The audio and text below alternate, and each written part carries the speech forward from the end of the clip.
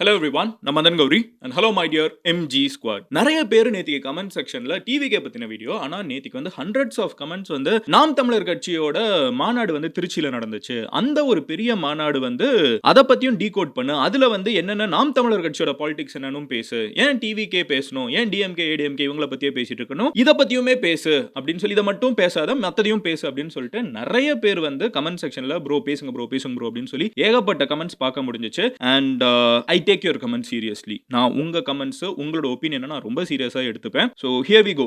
இன்னைக்கு நாம எனக்கு தெரிஞ்ச சேனல்ல ஃபர்ஸ்ட் டைம் வந்து நாம் தமிழர் கட்சியோட ஒரு மாநாடை பத்தி பேசுறோம். சும்மா சொல்லக்கூடாதுங்க, உண்மையிலே ரொம்ப பெரிய ஒரு மாநாடை போட்டிருந்தாங்க.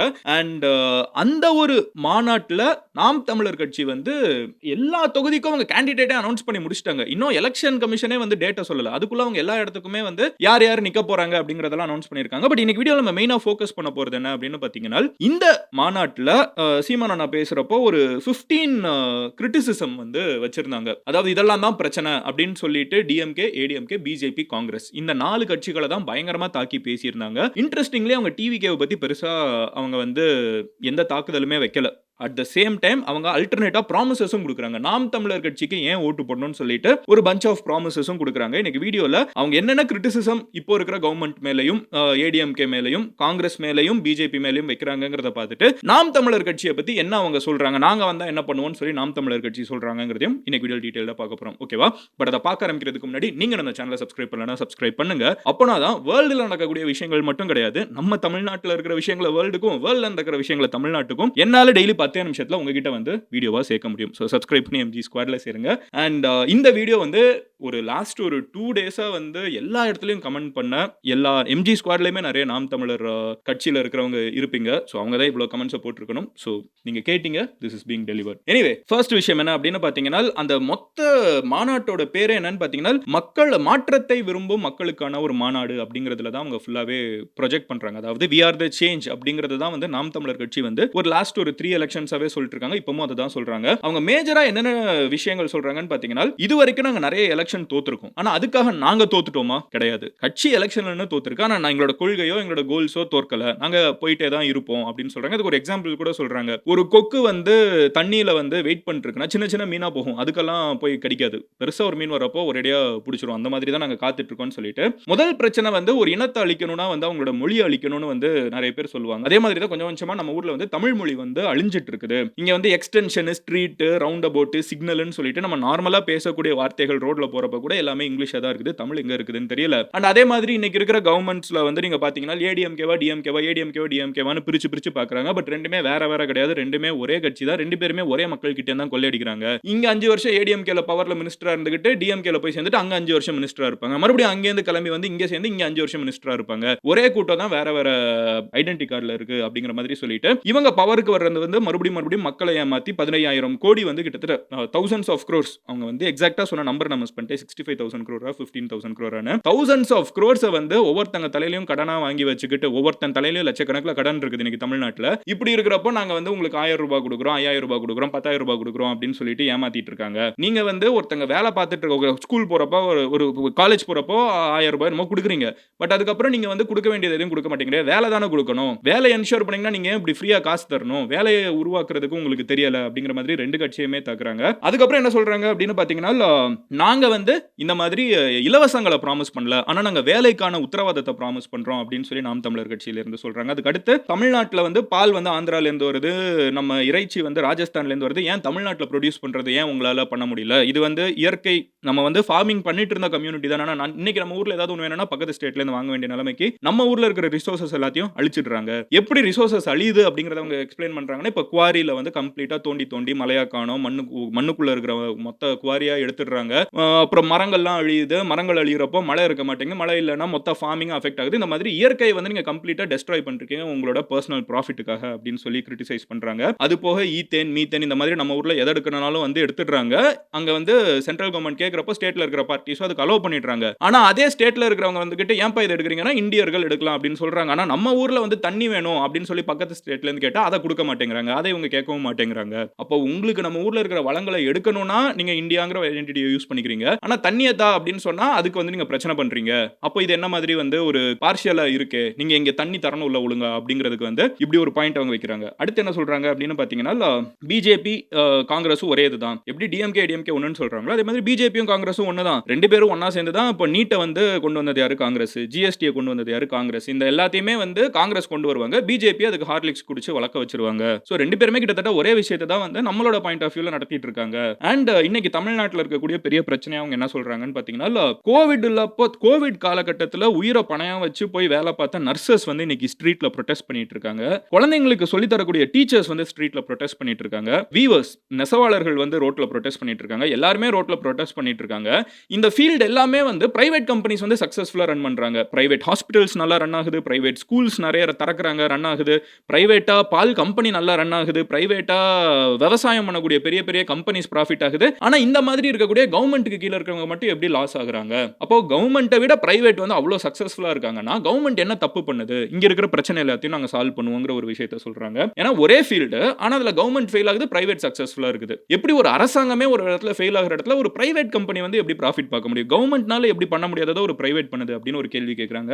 ஃபர்தரா he goes on to say, தமிழ்நாட்டுக்கு எந்த நல்லதும் பண்ணாத கட்சிகளுக்கு ஓட்டு போடக்கூடாது. இங்க நிறைய பேர் வந்து அவங்க பக்கத்து ஸ்டேட்ல ஆட்சியில் இருக்கிறப்ப நம்மளுக்கு நல்லது பண்ண மாட்டாங்க. ஆனா எலெக்ஷன் வரப்ப மட்டும் அதெல்லாம் மறந்துட்டு நம்ம கிட்ட ஓட்டு கேட்பாங்க. அவங்களுக்குலாம் ஓட்டு போடக்கூடாது அப்படின்னு சொல்லிட்டு மோஸ்டா அவங்களோட மொத்த தீமே எதை நோக்கி இருந்துச்சுன்னு பாத்தீங்கன்னா, டிஎம்கே ஏடிஎம்கே ரெண்டு பேரும் ஒரே தான். அதுல எந்த வித்தியாசமும் கிடையாது. அவங்க வந்து கரப்ட் அப்படிங்கிற ஒரு டேக போட்டு வச்சிடுறாங்க. அதே மாதிரி காங்கிரஸ் பிஜேபிங்கிறதும் ஒண்ணுதான். அவங்க அவங்களுக்கு தேவைங்கிறப்ப என்னென்ன வேணுமோ இங்க இருந்து எடுத்துக்கிறாங்க. ஆனா நம்மளுக்கு ஒண்ணு தேவைனா கொடுக்க மாட்டாங்க. இவங்க ரெண்டு பேருக்கும் வந்து நடுவுல மிடில் மேனா வந்து டிஎம்கே ஏடிஎம்கே வேலை பார்க்கும் அப்படிங்கிற ஒரு ஆங்கிள் தான் வந்து நேத்திக்கே சீமானண்ணா வந்து ஸ்டேஜ்ல பேசுறாங்க. இதெல்லாம் அவங்க வைக்கக்கூடிய கிரிட்டிசைசிங் பாயிண்ட்ஸ். ஓகேவா? ஸோ ஒரு கிட்டத்தட்ட ஒரு 1.5 hours ஸ்பீச். எனக்கு உண்மையிலே ஒரு விஷயம் புரியல. அவங்க எப்படி 1.5 hours வந்து ஒரே ஸ்ட்ரெச்சா பேசுறாங்கன்னு தெரியல. சொல்யூஷன்ஸ் அவங்க சொல்றாங்க. சொல்யூஷன்ஸ் வந்து ஒரு பஞ்ச் ஆஃப் சொல்யூஷன்ஸ். இதெல்லாம் நாங்க வந்தா இதெல்லாம் பண்ணணும் அப்படின்னு சொல்றாங்க. அதுல என்னென்ன சொல்றாங்கன்னா, ஃபர்ஸ்ட் ஒன், விவசாயிகளுக்கு வந்து இன்னைக்கு நிறைய பிரச்சனை இருக்குது. விவசாயிகளுக்கு வந்து இந்த இயற்கையவே அழிச்சு விவசாயிகளை கடைசியில் அழிச்சிட்டு இருக்கோம். ஸோ அதுக்கெல்லாம் சொல்யூஷன் கொடுக்குற மாதிரி விவசாயிகளுக்கு வந்து கவர்மெண்ட் வேலைகள் கொடுக்கப்படும்.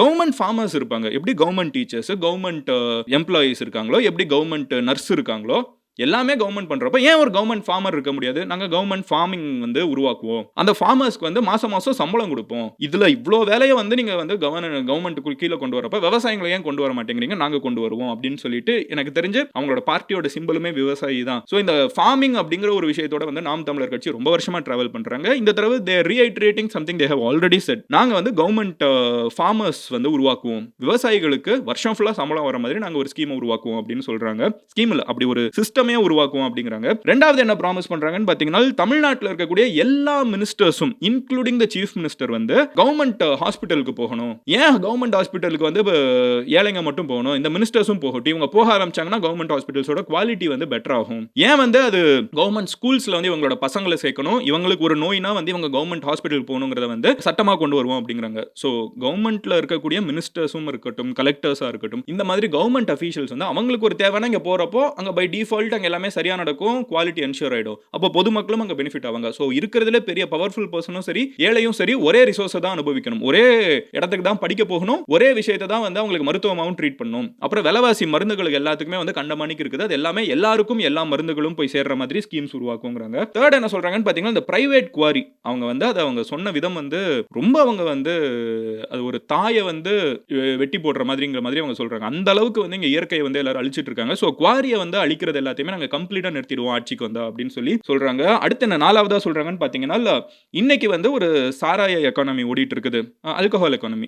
டாஸ்மாக் வச்சு தான் தமிழ்நாட்டோட மேஜர் இன்கம் வந்து one of the major incomes வந்து டாஸ்மாக்ல இருந்து வருது. சோ டாஸ்மாக் அவ்வளோ பெரிய மேஜர் இன்கம் வர்றதை வந்து நாங்க நிறுத்திடுவோம். அதுக்கு பதிலாக மில்க் எக்கானமி உருவாக்குவோம். இங்க கேட்டில்ஸ் அவ்வளோ தேவைப்படுதுங்க. மாடு, ஆடு, இந்த பாலை வச்சு ஒரு பெரிய எக்கானமி பில்ட் பண்ணலாம். அதை நாங்க பண்ணுவோம். இங்க சாராயத்தை வச்சு நாங்க பண்ண மாட்டோம் அப்படிங்கிற ஒரு விஷயத்தை சொல்றாங்க. அஞ்சாவது என்ன சொல்றாங்க அப்படின்னு பாத்தீங்கன்னா, லோக்கல் ரிசோர்ஸ் பேஸ்டு ப்ரொடக்ஷன் வந்து உருவாக்கப்படும், இண்டஸ்ட்ரீஸ் உருவாக்கப்படும். ஃபார் எக்ஸாம்பிள் இப்போ சேலம்னா வந்து இந்த மேங்கோஸ்க்கு ஃபேமஸாக இருக்குன்னா அங்கே வந்து மேங்கோ பேஸ்ட் எக்கானமி வந்து உருவாக்குறதுக்கான ஸ்டெப்ஸ் எடுப்போம். இங்கே வந்து நேச்சரையும் அஃபெக்ட் பண்ணாமல் முடிஞ்ச அளவுக்கு நேச்சரோட சேர்ந்துமே வந்து இங்கே நிறைய எக்கானமியை உருவாக்க முடியும்.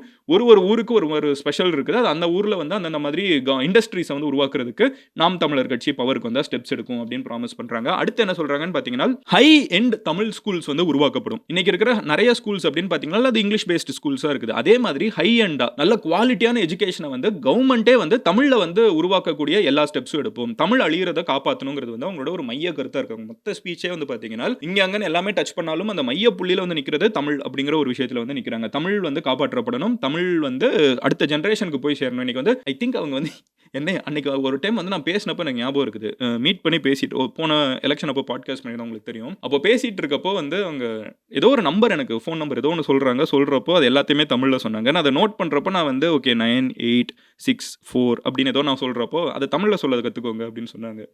என்னையும் சேர்த்து தான் இதை சொல்கிறாங்க. எல்லாருமே இங்கிலீஷ் வந்து மிக்ஸ் பண்ணி பேசுகிறோம். அதில் தமிழ் இருக்கிறதையும் கொண்டு போகணுங்கிறது வந்து நாம் தமிழர் கட்சியோட ஒரு கோட்பாடாக இருக்குது. அடுத்து என்ன சொல்கிறாங்க அப்படின்னு பார்த்தீங்கன்னா 10-year கிரீன் கவர் பிளான் வந்து உருவாக்குறோங்கிறாங்க. ஸோ இன்னைக்கு தமிழ்நாட்டில் தொலைஞ்சு போன இயற்கை வளங்களை மறுபடியும் சீரமைக்கிறதுக்கு இன்னைக்கு இருந்த வளங்களை எல்லாத்தையும் அழிச்சிட்டோம். அவங்க வந்து இனிமேல் அழிஞ்சிட்டு இருக்குன்னு சொல்ல ஆல்ரெடி அழிச்சிட்டோம். அதை மறுபடியும் தமிழ்நாட்டை வந்து கிரீன் கவர் கீழே கொண்டு வர்றதுக்கு, அதாவது மரங்களையும் பச்சை பசேர்னு எல்லாத்தையும் கொண்டு வர்றதுக்கு மறுபடியும் தமிழ்நாட்டில் வந்து நாங்கள் ஒரு வேலை பார்க்கணும். அந்த ஒரு ஸ்கீமை வந்து இம்ப்ளிமெண்ட் பண்ணுறதுக்கே 10 வருஷம் ஆகும். ஆனால் 10 வருஷம் கழிச்சு ஒரு செடி மரமாகிற இதில் நிறைய வேலை இருக்குது. ஒரு பாண்டை உருவாக்குறதுல இருந்து ரிவர்ஸை வந்து தூர் வர்றதுல ஏகப்பட்ட விஷயங்கள் அது எல்லாத்தையுமே பண்ணுவோம். ஸோ ஒரு கிரீன் எக்கானமி வந்து ஒரு கிரீன் பிளாங்கெட் வந்து தமிழ்நாடு ஃபுல்லாக உருவாக்கும், பச்சை புரட்சி வந்து உருவாக்கும் தமிழ்நாடு ஃபுல்லான்னு ஒரு ப்ராமிஸ் பண்ணுறாங்க. அதுக்கு 10 வருஷம் ஆகணும் சேர்த்தே சொல்கிறாங்க. அண்ட் கடைசியாக என்ன சொல்கிறாங்கன்னு பார்த்தீங்கன்னா இன்னைக்கு தமிழ் வந்து ஒரு ஸ்ட்ரீட்ல இருந்து, ஒரு கோவில்ல இருந்து, ஒரு பேங்க்ல இருந்து, ஒரு ஆஃபீஸ் கவர்மெண்ட் ஆஃபீஸ்லேயே கூட வந்து தமிழ் எல்லா இடத்துலையும் காணாமல் போயிட்டு இருக்குது. அது எல்லாத்தையுமே நாங்கள் ரிவைவ் பண்ணுவோம் அப்படின்னு சொல்லி ப்ராமிஸ் பண்ணுறாங்க. மொத்த ஸ்பீச்சுமே நான் பார்த்தப்போ எனக்கு என்ன புரிஞ்சிச்சுன்னு பார்த்தீங்கன்னா நாம் தமிழர் கட்சியோட priority points Tamil, revival of Tamil. தமிழ்ங்கிறது ஒரு லாங்குவேஜ் மட்டும் இல்லை, தமிழ்ங்கிறது ஒரு கலாச்சாரம், ஒரு இறையாண்மை, அவங்க எல்லாத்தையுமே தமிழ் அப்படின்னு நம்ம பார்க்க முடியும். கரெக்டா? அப்படி இருக்கிறப்ப revival of Tamil top priority. ரெண்டாவது ரிவைவல் ஆஃப் நேச்சர். இயற்கை வந்து அழிஞ்சிருச்சு, இயற்கையை வந்து மறுபடியும் தமிழ்நாட்டில் வந்து உருவாக்கணும். ஏன்னா அது வந்து கம்ப்ளீட்டாக அது வந்து செயின் எஃபெக்ட் மாதிரி ஒரு ஃபார்மர் இன்னைக்கு கன்சியூம் பண்றவன் எல்லாரையுமே அஃபெக்ட் பண்ணிட்டு இருக்குது. பேசிக்காக நேச்சர் அழிச்சா எதுவுமே கிடையாது. ஸோ ரிவைவல் ஆஃப் நேச்சர் இது ஒரு கிரேட்டா தன்பர்கோட ஒரு பாலிசி. அது அவங்க சொல்றாங்க. மூணாவது என்ன சொல்றாங்க அப்படின்னு பாத்தீங்கன்னா இன்னைக்கு வந்து தமிழ்நாடு வந்து அதிகமா கரப்டா இருக்குது. அந்த கரப்ஷன் வந்து கம்மியாகிறதுக்கு கவர்மெண்ட்ல பவர்ல இருக்கிறவங்களே வந்து மக்களோட சேர்ந்து தான் அதே ரிசோர்ஸை தான் அப்சர்வ் பண்ணும். தட் இஸ் ஒரு பணக்காரன் ஒரு பவர்ல இருக்கிற ஒரு மினிஸ்டரோட குழந்தை வந்து கவர்மெண்ட் ஸ்கூலுக்கு போச்சுன்னா கவர்மெண்ட் ஸ்கூல் இவ்வளவு மோசமா இருக்குமா? ஒரு பவர்ல இருக்கிற மினிஸ்டரோட ஒரு குழந்தை வந்து ஒரு கவர்மெண்ட் ஹாஸ்பிட்டல் அட்மிட் பண்ணணும்னா கவர்மெண்ட் ஹாஸ்பிட்டல் இவ்வளவு மோசமா மெயின்டைன் பண்ணுவாங்களா? அப்போ பவர்ல இருக்கிறவங்களும் சரி, ஓட்டு போட்டு ஜெயிக்க வைக்கப்படுறவங்களும் சரி, ஓட்டு போடுறவங்களும் சரி, ஒரே விதமா தான் மெடிக்கலையும் எஜுகேஷனையும் கன்சியூம் பண்ணணும் அப்படிங்கிறது அவங்களோட ஒரு முக்கியமான சாராம்சமா இருக்குங்கிறத புரிஞ்சுக்க முடியுது.